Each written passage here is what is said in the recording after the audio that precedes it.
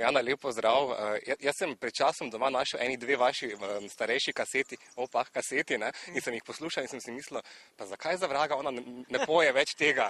Ne? Ja, misliš glasbo za odrasle, ja. Ma ne vem, veš, jaz sem to zelo rada delala, ker glasbo imam zelo rada. Ampak nekako se mi je zdelo, da nimam poslušalcev, ne, ni bilo nastopov, jaz pa zelo rada v živo nastopam, ne. In potem nekaj časa smo sicer delali z bendom, pa za bend ni bilo spet več denarja pri naročnikih in je bila taka kolobocija in spet okoliščin, da sem si rekla, da pa ne bom več pela.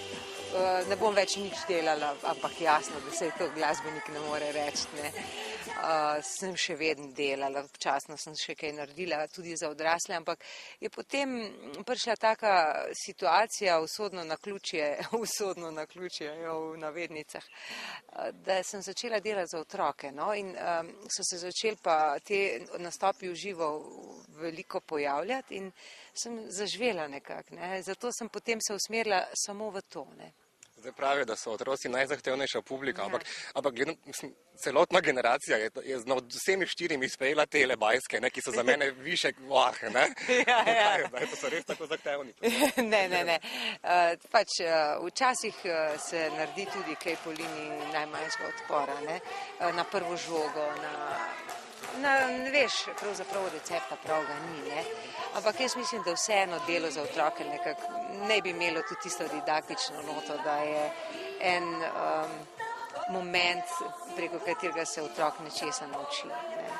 Vseeno na katerem področju, ker otrok pač raste, se razvija tudi kot spremljevalec nas odraslih, ki ne bi mu pa ponudili nekaj, kar lahko njega kot osebnost gradi, ne.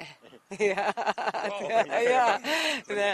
Tako, to je moj pristop nastopov in glasbe, ki jo delam, tako da se tudi pri otrokih ne zadovoljim čisto z vsakim besedilom.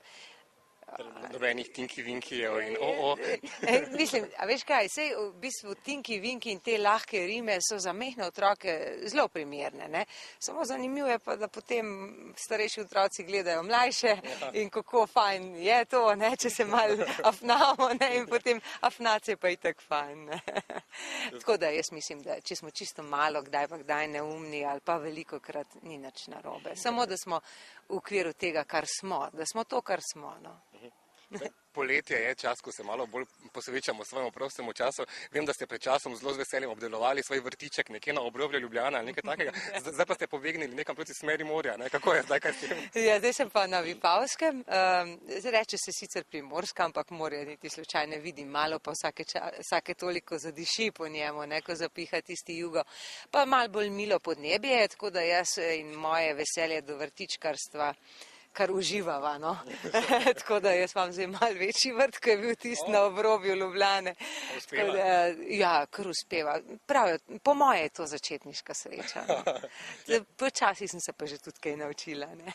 Vaš paradižnik je letos preživel, kaj našega je vse pobralo, ne? Ja, pa vi ste imeli tukaj točo, ne, tudi, no, tako da pri nas smo imeli to srečo, da dežja je sicer veliko, ampak toče pa ni bilo, tako da letos imam paradižnik iz svojega semena vzgojen.